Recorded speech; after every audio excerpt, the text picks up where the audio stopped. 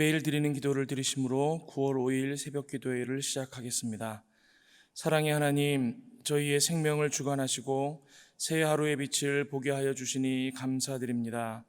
계절의 변화를 통해 저희를 만나 주신 주님을 찬양하며 주님만을 증거하는 삶이 되게 하옵소서.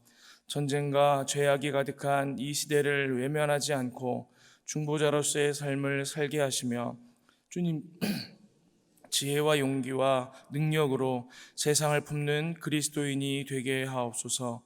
복중의 태에서부터 노년에 이르기까지 온 성도들의 삶에 하나님의 은총이 가득 넘치게 하시고 교회와 가정에서 믿음의 대가 잘 이어지게 하옵소서. 성령님의 인도하심에 따라 저희 교회의 5대 본질인 예배와 교육과 선교, 성도의 교제와 봉사에 힘쓰게 하시고 모든 교육자들이 성령님으로 충만하게 하시고 모든 성도들이 하나님의 말씀을 따라 믿음이 확장되게 하옵소서. 예수님의 이름으로 기도드립니다. 아멘. 찬송가 425장 함께 찬송합니다. 찬송가 425장입니다.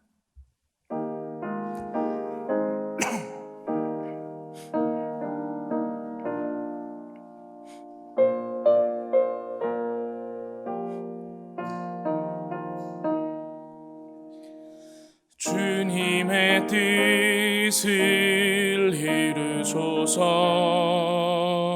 고요한 중에 기다리니 진흙과 같은 날 빚으사 주님의 형상 만드소서. 주님의 뜻을 이루소서. 주님 발 앞에 엎드리니 나의 맘속을 살피시사 눈보다 이게 하옵소서. 주님의 뜻을 이루소서. 병들어 몸이 피곤할 때 권능의 손을 내게 펴사 강건케 하여 주옵소서. 주님의 뜻을 이루소서. 온전히 나를 주장하사 주님과 함께 동행함을 만민이 알게 하옵소서. 아멘. 오늘 오이코스 성경 읽기 본문은 다니엘 11장과 12장입니다. 이 새벽에 함께 묵상할 말씀은 다니엘서 12장 3절의 말씀입니다. 다니엘 12장 3절, 구약성경 1255면쯤에 있습니다. 다니엘 12장 3절 한 절 말씀을 우리 한 목소리로 함께 봉독합니다. 지혜 있는 자는 궁창의 빛과 같이 빛날 것이요 많은 사람을 옳은 대로 돌아오게 한 자는 별과 같이 영원토록 빛나리라. 아멘. 아직 메대와 바사 제국 시절에 다니엘은 미래의 일에 대한 하나님의 말씀을 하나님께로부터 받습니다. 이 다니엘 11장과 12장의 환상들은 바사 제국 이후의 일들에 대한 예언입니다. 다니엘 후반부에는 우리 역사적 인물인 안티오쿠스 4세 에피파네스로 해석되는 인물이 상징적으로 계속해서 등장합니다. 안티오쿠스 4세는 이 헬레니즘을 계승한 셀류쿠스 왕조의 8대 군주입니다.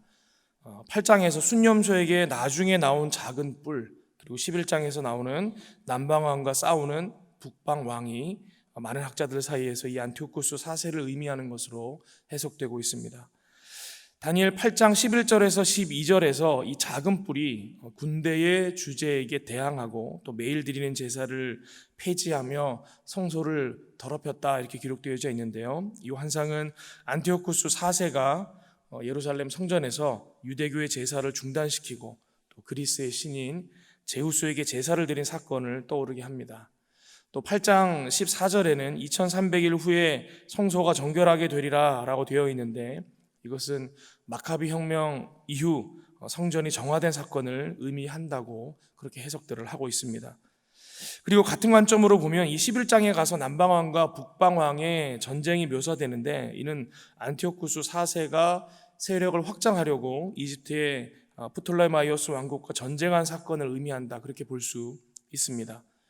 또 11장 28절에서는 우리 아까 언급했던 것과 비슷한 내용인 그가 성소를 더럽히고 가증한 것을 세웠다라고 기록되어져 있는데 우리 역사적으로 실제 이 안티오쿠스 4세가 예루살렘 성전에 제우스의 신상 그 제단을 만들고 돼지를 제물로 바쳤던 일을 우리로 떠오르게 합니다.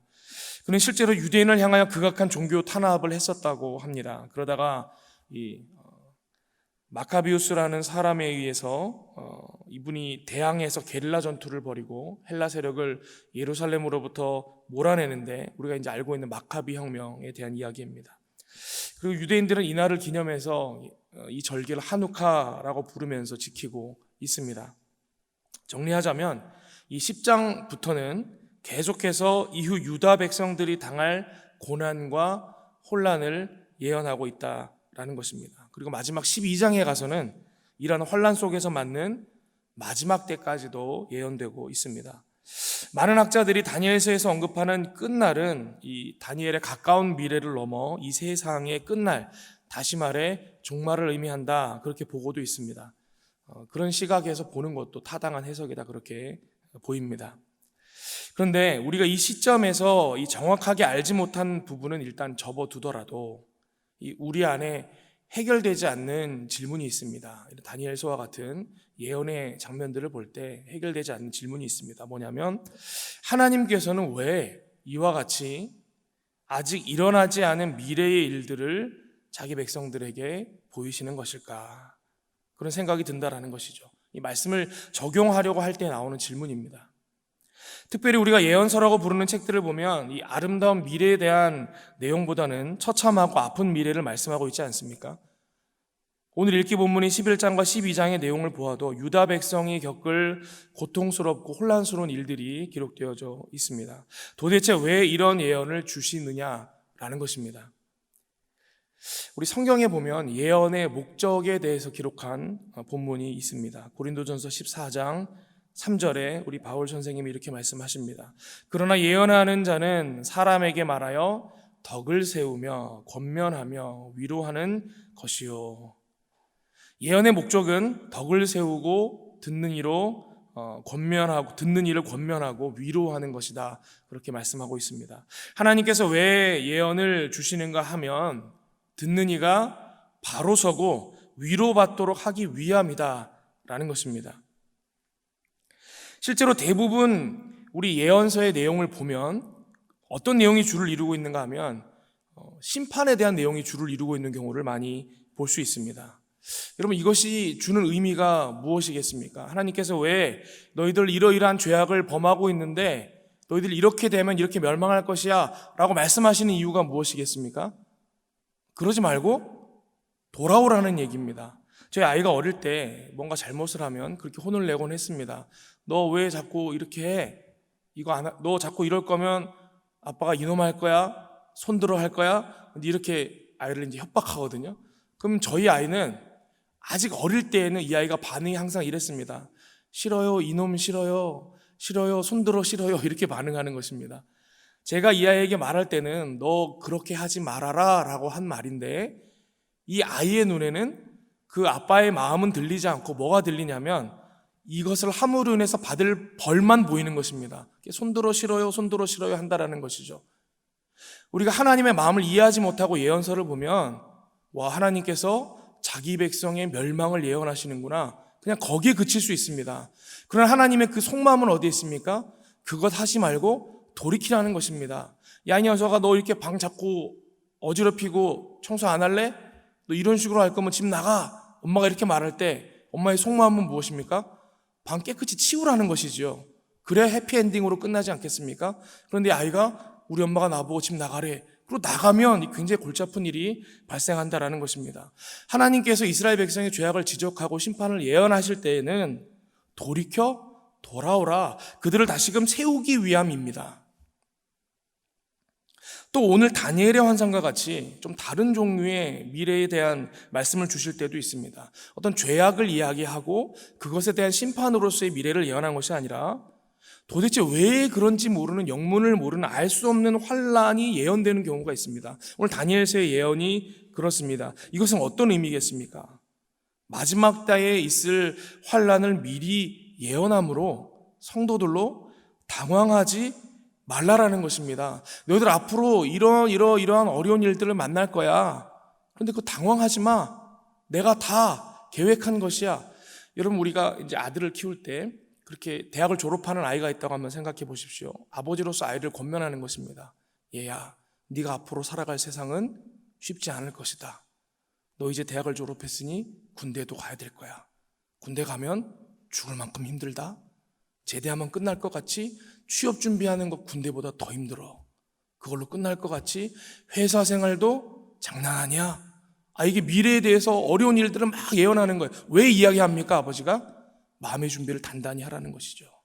그 일들 너만 겪는 거 아니야. 모두가 겪는 거야. 당연한 거야. 인생은 그런 거야. 그 속에 네가 집중할 것은 고난을 묵상하고 괴로워하는 것이 아니라 그 속에서 네가 해야 할 일 붙들고 최선을 다하는 것, 그게 네가 할 일이야 라는 의미로 아버지가 이야기해 주는 것 아니겠습니까? 오늘 이 말씀을 본 이스라엘 백성들이 살면서 실제로 겪을 유다 백성의 환난을 만날 때 이거 하나님께서 미리 말씀하셨던 것이지, 맞아, 이 모든 것이 하나님의 계획 아래에 있는 것이야. 그래, 우리 여기에 집중하며 괴로워할 이유 없어. 하나님의 뜻이 있는 거야. 우리는 우리에게 주신 사명에 집중하면 돼 라고 권면하여 고난 중에 있을 자기 백성을 위로하고자 하는 의미로 하나님께서 이러한 예언을 주신다라는 것입니다. 그럼 이 말씀을 우리에게로 좀 가져와서 적용해 보겠습니다. 하나님께서는 자기 백성이 환난 중에도 소망과 용기를 가질 것을 바라시지 않습니까? 그러므로 환난 중에 있을 때 우리 집중할 것 무엇이라고 말씀드렸습니까? 환난이 아니라 그 속에서 우리는 어디에 집중하고 어디에 최선을 다해야 하는가, 그것이겠죠. 그리스도인들의 영광이 무엇인지 거기에 집중하는 것, 그것이 우리의 해야 할 일일 것입니다. 여러분, 환난 중에서 믿음의 백성들이 해야 할 것은 믿음을 지키는 것입니다. 그리고 더 나아가 고난 중에서도 사명을 다하는 것입니다. 그것이 믿음의 백성들이 해야 될 일입니다. 오늘 우리가 읽은 다니엘서 12장 3절 말세에 이를 때의 장면을 지금 말씀하시면서도 뭐라고 말씀하시느냐? 지혜 있는 자는 궁창의 빛과 같이 빛날 것이요, 많은 사람을 옳은 대로 돌아오게 한 자는 별과 같이 영원토록 빛나리라. 이게 히브리인들의 사용하는 언어의 어떤 표현의 방식입니다. 앞에 있는 지혜 있는 자와 뒤에 있는 많은 사람을 옳은 대로 돌아오게 한 자는 같은 사람을 표현한 것입니다. 다시 말해 많은 사람을 옳은 대로 돌아오게 한 자, 이들이 지혜로운 이들인데 하나님께서 이들을 궁창의 빛과 같이 여기실 것이다. 별과 같이 영원토록 빛나는 영광의 사람들을 하나님께서 인정하실 것이다. 그렇게 말씀하고 있는 것입니다. 여러분, 환난의 때일수록 하나님의 사람의 역할이 중요합니다. 어두운 때일수록 빛의 사람들이 더 의미가 있는 것입니다. 지혜의 근본적인 목적은 사람들을 올바른 길로 돌아오는 데에 있습니다. 복음의 본질이 여기에 있습니다. 마지막 때가 가까워 올수록 하나님의 사람들은 복음을 전하는 데 더 최선을 다해야 하는 것입니다. 하나님께서 그것을 가장 영광스러운 일이다, 그렇게 말씀하고 계신 것입니다. 모든 예수 믿는 이들에게는 여러분 구령의 열정이라는 것이 있지 않습니까? 생명을 살리고 그 영혼을 구원하는 하고자 하는 열정이 있지 않습니까? 그런데 이 구령의 열정이 예수님 승천하신 직후의 그리스도인들에게는 굉장했습니다. 그때는 예수님이 곧 오실 것이라고 믿었기 때문입니다. 이제 예수님 금방 오실 텐데 예수님 오시기 전에 한 사람이라도 더 복음 전해서 구원해야지. 온통 사람들의 시선이 예수님 언제 오시냐, 곧 오실 텐데 거기에 있었습니다. 그러다 보니까 순교의 위협이라는 환난 속에서도 예수님의 다시 오실 그 예수님밖에 보이지 않았기 때문에 그 환난 속에서도 복음을 담대히 전했던 것 같습니다. 그러다 시간이 많이 흘렀습니다. 2000년이 흘렀습니다. 오늘날로 올수록 안타깝지만 이 구령의 열정이 점점 식어져 가는 것 같습니다. 예수님께서 내가 살아있을 동안에 오실 것이라고 기대하는 사람은 거의 없는 것 같습니다. 예수님의 다시 오심이 보이지 않는 그런 시대가 된 오늘날은 여러분 순교같이 엄중한 것이 아니라 그냥 먹고 사는 일들이 우리의 믿음을 흔드는 환난이 되었습니다. 다른 사람과의 경쟁에서 나를 이기는 것이 오히려 우리에게 환난이 되어버렸습니다. 위를 향하던 우리의 시선이 이제는 아래로 내려와 우리 주변을 보게 되면서 나를 어렵게 하는 상황, 나를 괴롭히는 사람들이 더 잘 보이게 된 것입니다. 그러다 보니 주님 다시 오시는 것에는 관심이 없고 먹고 사는 문제에 빠져서 복음 전하는 일은 점점 뒤로 밀려나고 있는 것입니다. 그러나 오늘날에도 마찬가지입니다. 환난 중에서도 성도의 할 일은 성실히 생명의 복음을 전하는 일입니다. 그것이 가장 지혜로운 일이며 옳은 일입니다. 하나님은 환난 중에서도 이 일 하는 사람들을 존귀하게 여기십니다. 하늘의 별과 같이 영광스럽게 여기십니다. 제가 미국에서 잠시 공부할 때에 오늘날 우리가 정말 복음 전하는 일에 관심이 없구나라는 것을 깨달았던 때가 있었습니다. 그 수업 중에 우리 한국에서도 많이 했던 선교적 교회 운동이라는 게 있지 않습니까? 미셔널 처치라는 것에 대해서 몇 주간에 걸쳐서 수업 시간에 다뤘던 적이 있습니다. 근데 교수님께서 교회가 처음으로 개척이 되고 또 제자 삼고 사람들이 모여지게 할 때에 대한 이야기를 하시면서 무엇이 우선순위가 되겠습니까? 이런 이야기를 하시는 거예요. 처음 교회가 세워지고 사람들이 모이기 시작할 때 사람들이 무엇 때문에 모이겠습니까? 우선순위를 이야기하는데 여러분 무엇이 우선순위가 될 것 같습니까? 오늘날 교회를 개척한다고 하면 사람들이 뭘 보고 교회로 많이 몰려들 것 같습니까? 뭐가 1번일 것 같습니까? 교수님께서 이야기를 1번을 얘기를 하는데 1번이 그 사람들과의 관계라는 거예요. 공동체라는 거예요. 벌써 좀 이상하죠? 2번이 제가 정확히 기억은 안 나는데 건물의 위치였나? 그런 유들이 1번, 2번, 3번입니다. 그러더니 목사의 설교는 저 밑에 있는 거예요. 4번인가 그쯤에 어디에 있는 겁니다. 제가 한국에서 목회를 하다가 이제 목사인 상태로 갔기 때문에 이분은 좀 의아했습니다. 나는 지금까지 목회에 있어서 가장 중요한 것 하나님 말씀 증거하는 것이라고 생각하며 살아왔는데 실제로 사람들이 처음 교회에 올 때 교회를 정하는 가장 우선순위가 설교라고 생각하고 있었는데 그게 아니라고? 저분 목회를 안 해보셨나? 잘 모르시나? 이런 생각을 했습니다. 끝나고 나서 같이 수업 들었던 한국인 목사님들하고 저거 좀 이상하지 않느냐? 왜 저런 생각을 하시느냐? 그런 이야기를 나눴던 적이 있었습니다.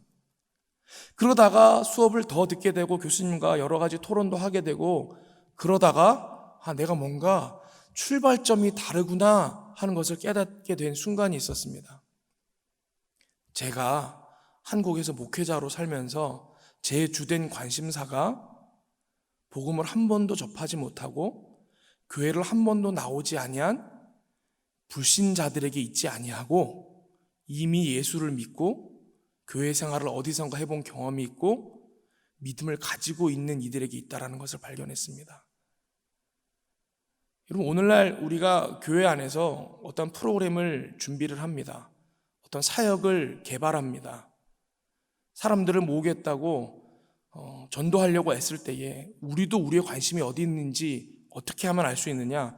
우리의 프로그램의 내용을 보면 알 수 있습니다. 여러분 한번 생각해 보세요. 한 번도 교회 나오지 않은 사람, 복음을 접해보지 않은 사람이 교회를 정하거나 나와야겠다라고 마음 먹을 때 목사님의 설교를 듣고 정할까요? 이 사람들은 설교를 들어도 무슨 말인지 잘 모릅니다. 그렇지 않겠습니까? 다른 요소들이 그분들의 마음 가운데 또 중요한 역할이 되어져서 교회를 결정하는데 중요한 요소가 된다는 것입니다. 근데 저는 목사로 살다 보니까 이미 어디에 관심이 있냐면 이미 교회에 나오고 있는 성도님들이 어떻게 하면 더 은혜 받을까, 어떻게 이분들을 더 모이게 할까에만 관심이 있었지, 처음 나온 한 번도 예수님을 들어본 적이 없는 사람들이 어떻게 교회에 나오게 할까, 그들에게 어떻게 복음이 심겨지게 할까에는 관심이 없었다라는 것을 발견하게 됐다라는 것입니다. 여러분, 제가 지금 말씀이 가장 중요한 것이 아닙니다라고 말하는 것이 아니라는 것 아시지요? 저는 우리의 관심이, 지금 진짜 관심이 어디에 있느냐라는 것을 되돌아보자라는 말씀을 드리고 있는 것입니다. 디모데전서 2장 4절에 뭐라고 말씀하십니까? 하나님은 모든 사람이 구원을 받으며 진리를 아는 데 이르길 원하신다라고 말씀하셨습니다. 지금도 하나님은 모든 사람이 구원받는 것에 가장 마음을 두고 계십니다. 여러분, 말세에 가까울수록 우리 주님은 복음 전하는 자들을 가장 존귀하게 여기십니다. 영광스럽게 여기십니다. 그러니 세상 끝에서 복음 전하는 것이 우선순위인 이들이 정말로 지혜로운 자들이겠죠. 오늘 본문 다니엘 12장 3절을 다시 한번 제가 봉독합니다. 지혜 있는 자는 궁창의 빛과 같이 빛날 것이요, 많은 사람을 옳은 대로 돌아오게 한 자는 별과 같이 영원토록 빛나리라. 여러분, 가장 큰 영광이 어디에 있겠습니까? 죄인들이 하나님께로 돌아오는 것에 있습니다. 그래서 하나님은 죄인들이 하나님께로 돌아오게 하는 이들을 존귀하게 여기시고 영광스럽게 여기시는 것입니다. 말세를 살아가는 우리들이 우리의 사명에 더욱 집중할 수 있기를 기원합니다. 그것이 제자의 길이요 하나님 백성의 영광인 줄 믿습니다. 오늘도 하나님 말씀 붙들고 살아가는 저와 여러분들이 우리 주변에 복음 접하지 못했던 이들에게 우리의 마음을 두고 그들의 마음 가운데 복음이 심겨지도록 하는 일에 더 열심으로 기도하고 더 열심으로 힘을 내는 은혜가 있기를 기원합니다. 함께 기도하겠습니다. 아버지 하나님, 연약한 저희를 긍휼히 여겨 주시옵소서. 세상 끝을 향해 저희에게 주어진 시간이 달려가고 있지만 저희들은 주님의 마음과는 달리 저희들의 삶에 더 집중하고 있었는지는 모르겠습니다. 이 시간 주님의 마음이 저희 마음에 충만하기를 원합니다. 죄인들이 돌아오고 하나님의 백성 되는 그 영광스러운 일 가운데 저희를 사용하여 주시옵소서. 오늘도 그 일에 최선을 다하는 믿음의 백성 되게 하여 주시옵소서. 예수 그리스도의 이름으로 기도하옵나이다. 아멘. 오늘 함께 합심하여 기도할 때에 오늘 주신 말씀 붙들고 먼저 기도하겠습니다. 하나님, 환난의 시대를 살아갈지라도 그 속에서 옳은 길을 걷고 생명의 길을 전하는 자의 영광을 우리로 사모하게 하여 주시옵소서. 이렇게 기도하길 원합니다. 그리고 이어서 주간 기도 제목, 영락에 속한 교육기관들, 교회부설 어린이집, 영락유치원, 신당호동 어린이집, 영락중고등학교, 영락의료과학고, 대강 초중고, 보성 중고를 통해 많은 우리 청소년들, 어린이들, 학생들이 주님의 삶을 닮아가게 하여 주시옵소서. 또 우리 콩고 민주공화국의 김경식 선교사님과 프랑스 고금자 선교사님의 가정과 사역을 위해 하나님의 은혜를 구하며 우리 시간 함께 기도하겠습니다. 기도합니다. 아버지 하나님, 오늘도 우리에게 은혜 주셔서 말씀하여 주시고 우리의 마음이 다시금 하나님을 향할 수 있도록 은혜 주시니 감사합니다. 세상 끝을 향해 우리의 주어진 시간을 보낼 때에 아버지 하나님, 우리의 관심과 우리의 삶의 초점이 복음 전하는 일에 있어야 함을 다시금 깨닫게 하시니 감사합니다. 하나님, 우리의 마음의 우선순위가 복음 전하고 죄인들이 돌아오게 하는 것에 있기를 원합니다. 하나님, 우리로 불행의 열정 다시금 불타오르게 하여 주시고 이 땅을 살아갈 때에 복음 전하는 일에 더욱 힘쓰는 믿음의 백성들, 예수 그리스도의 참 제자들 되게 하여 주시옵소서. 오늘도 믿음의 사람으로 우리에게 주어진 인생을 살아낼 때에 복음 전하는 일에 최선을 다할 수 있기를 원합니다. 하나님께서 말세에 복음 전하는 이들, 많은 사람이 구원받는 그 길로, 옳은 길로 돌아오는 하나님, 그 일들을 가장 귀히 여기시고 영광스럽게 여기신다고 오늘 말씀하셨사오매 우리가 이 일에 모든 것 헌신할 수 있기를 원하오니 주님, 우리를 사용하여 주시옵소서.